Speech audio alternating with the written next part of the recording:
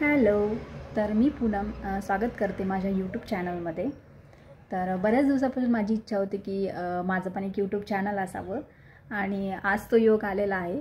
तर आज आहे मकर संक्रांत. तर तुम्हाला मकर संक्रांतीच्या खूप खूप शुभेच्छा. तिळगुळ घ्या आणि गोड गोड बोला. तर मी मकर संक्रांत कशा पद्धतीने साजरी करते ते मी आज तुम्हाला दाखवणार आहे. तर चला. आणि चिरून घेतले आहेत. तुम्ही पाहू शकता इथे काही फळभाज्या आणि काही हिरव्या पालेभाज्या मी घेतल्या आहेत.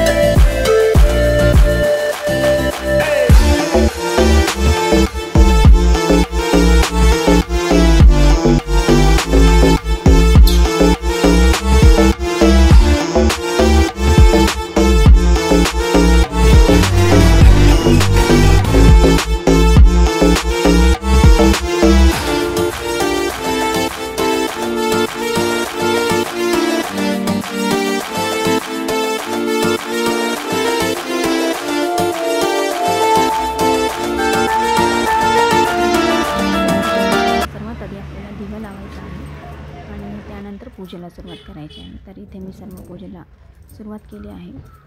तुम्ही पाहू शकता. तर इथे सर्व पानावर मी अक्षदा वाहत आहे आणि त्यानंतर गणपती म्हणून सुपारी ठेवली आहे.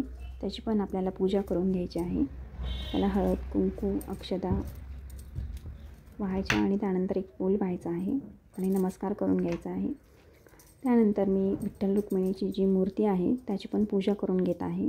त्यांना पण हळद कुंकू अक्षदा वाहायच्या आहेत आणि पूजा करायची आहे त्याची.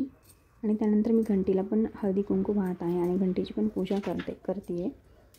आणि इथे विठ्ठल रुक्मिणीला मी गजरा आणला होता जो की मी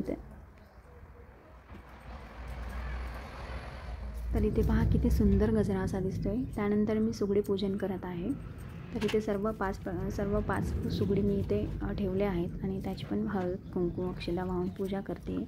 आणि त्यामध्ये हे जे काही वाण आणलं होतं ते पण आपल्याला ठेवायचं आहे. त्यानंतर त्याची सर्व पूजा करून घ्यायची आहे. नंतर इथे मी फूल वाहत आहे सर्व सुगड्यांना आणि नमस्कार करून घ्यायचा आहे. त्यानंतर मी इथे तिळगुळ आहे ते सर्व ठेवत आहे. मी आजच्या दिवशी असतो तो म्हणजे तिळगुळाचा मान आणि त्यामुळेच आपल्याला तिळगुळ हा प्रसाद म्हणून ठेवायचा आहे.